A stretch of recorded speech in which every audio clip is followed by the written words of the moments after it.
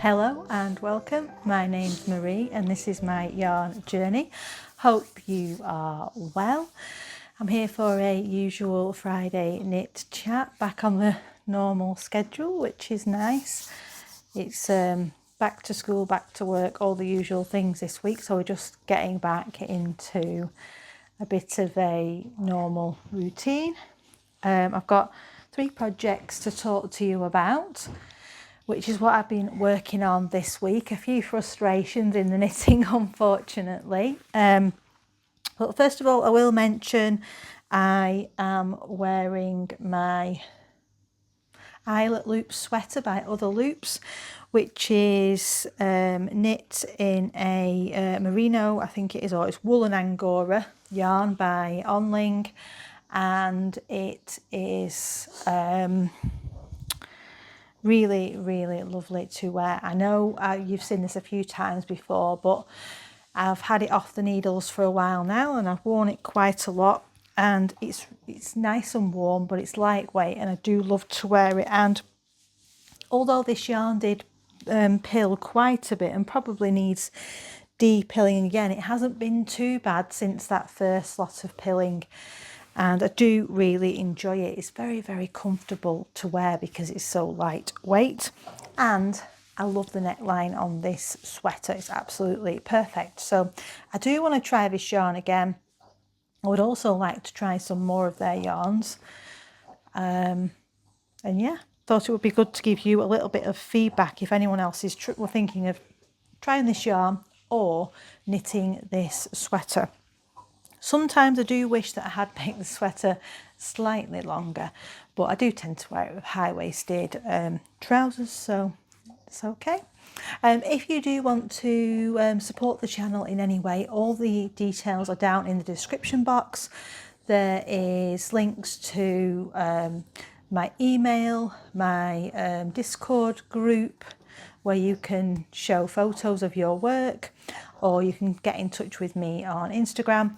I also have a wish list, and you know, some of my lovely viewers have gifted me patterns, which has been absolutely wonderful, and I have loved knitting those patterns. And also I do have a Ko-fi account, so if you fancy treating me to a coffee or a glass of wine, that is also very much appreciated. And I think that's all I need to say for the intro. So we've got 3 projects. I think that first I'm going to talk about my, and I always say the name of this wrong, I think it's Adventitious, but that might not be the right name. It's a pattern by,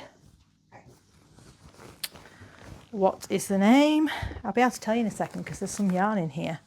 Oh, Expression Fibre Arts. This is one of the skeins that I've not yet wound up.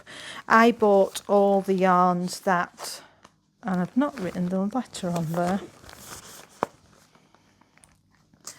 Yes, just realised I have made a bit of an error there, and I've not written the labels on the last 3 skeins of yarn. All the others have been caked up. But this is a Slankit project. I started this a good few years ago now. It was a mystery knit, and yeah, you got a clue each month.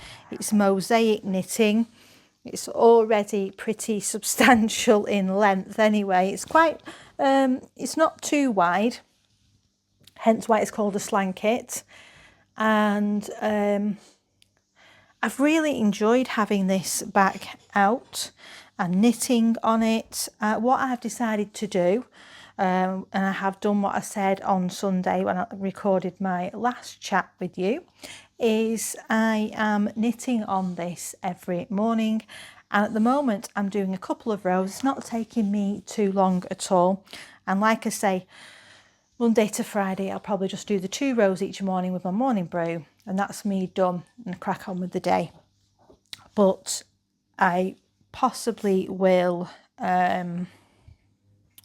do more at the weekends because it is quite enjoyable to knit on.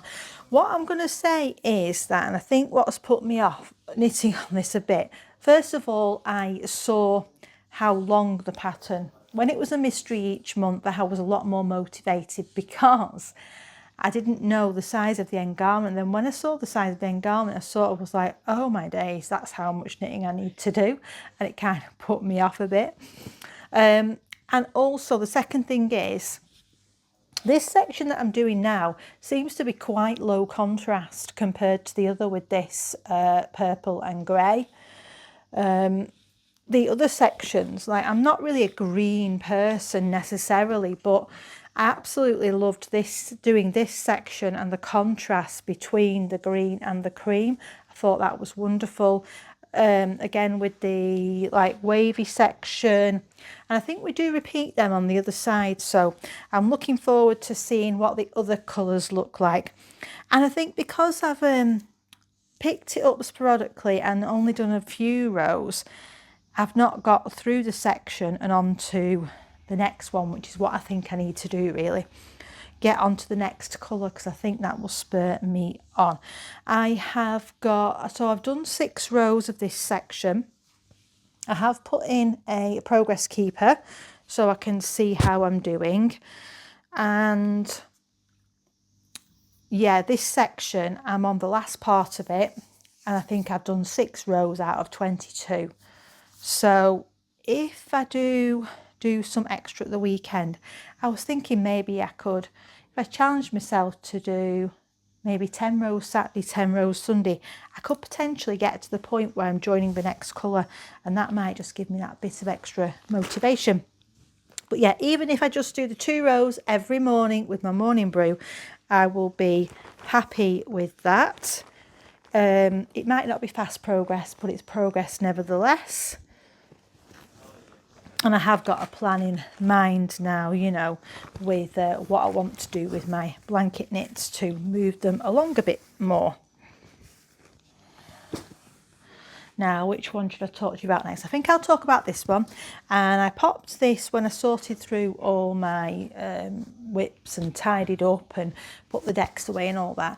I popped this into this project bag, which is my creative garage one.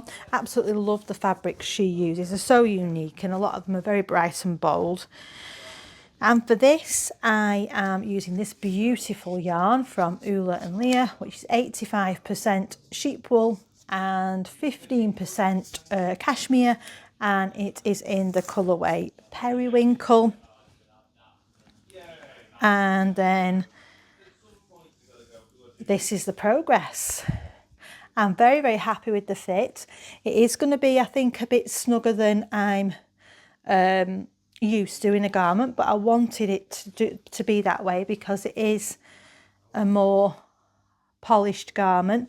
I went through this quite a bit in last week's chat, and I'm just slowly now making progress through the body. I'm picking this up in the evenings when and I'll talk to you more about my other project because it's been giving me a headache, and I've realised that in an evening when me and my partner are watching a programme, I'm best not knitting on that other project because of the increase, and I'll talk to you more about that. But that has meant that I've decided to pick this one up. I'm loving how it's turning out, but as you know, I do get a bit demotivated in the body. But I thought if I have this other project, which is my November jacket, for knitting on in the day when I've got more chance, where I can concentrate when I get time to knit, and then I will do this in the evenings when watching a programme, and I can just knit in the round until I get to the point where I am doing the next part in the pattern, which will be I think it's a folded stockinette hem, if I remember rightly. Yeah, I'm very much looking forward to having the finished object with this and with my November jacket. That is the Kutik, and it is by a Ukrainian designer, and I can never say her name, so I won't even attempt that. And the final project that I've been working on is in my Creative Garage bag again. See what I mean? They're very unique fabrics, and they're very, very good quality. They'll last for years, these bags. And I've almost finished my first skein. Now, this has been a trial. I can't remember what I had on the needles when I showed you on Sunday, but I don't think there was a lot of progress. Now, I was probably getting a bit too overconfident and saying how much I've found my rhythm with brioche, which is fantastic. I can see which are the knits and which are the wrap stitches, and yeah, I'm finding it really easy to knit until you come to the increases. Now, in themselves, the increases are not hard, and I've got in the rhythm of doing the actual increases. But what I found is that when I was knitting on this in the evenings and I was distracted by a TV program or something, I would make a silly mistake and then I wouldn't notice, and I'd do 2 or 3 rows and then I'd have to tink back. So I think on one occasion I did the increase into the wrong stitch and this and that. But I think, to be fair, doing all that has meant that I have had a lot of practice of doing the brioche, and I've had a lot of practice of doing the brioche increases. So I do feel that I'm happy with those now. I think what's made this more difficult is that it's in a lot of patterns, if you are doing stockinette or something like that, you don't notice the mistakes. But this is very similar to a rib in that if you make a mistake, it's truly obvious. And if you imagine, if I increase into the wrong stitch or don't increase on the right row, it's going to be very obvious and show, because it's yeah, such a defined pattern, as it were, on and the fabric is very, very obvious.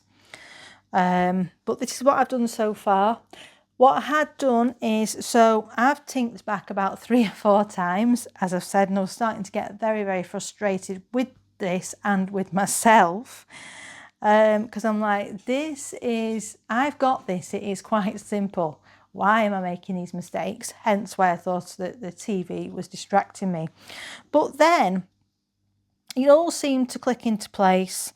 I got it, I could read my knitting. I've got to the point now where I could actually see on this piece anyway where I should be doing my increases. I didn't need to look at the pattern. Lo and behold, when I checked last night, I'd got so carried away that I'd done 2 more repeats of the pattern than I needed to, and 2 more increases, which is 8 rows. So I then had to tink back again because I didn't want to risk just ripping it out. As well, to be fair, I did restart the whole thing a couple of times and just rip it back because I'd done it wrong, I think, when I first cast on. So yeah, there's been a lot of trials and tribulations, and I'm sure if you could see how much knitting I'd done on this, I would probably have done double this. But I'm really, really looking forward to having the finished object.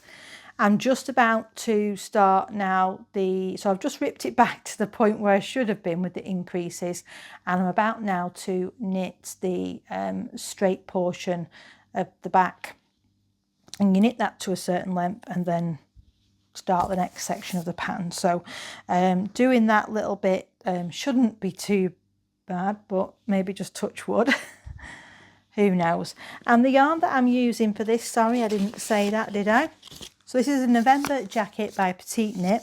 Had this on my radar for quite some time, and I'm using Sanders Garn Pear Gint, and the colour is a number by the looks of it, 6324, and it's just a muted blue.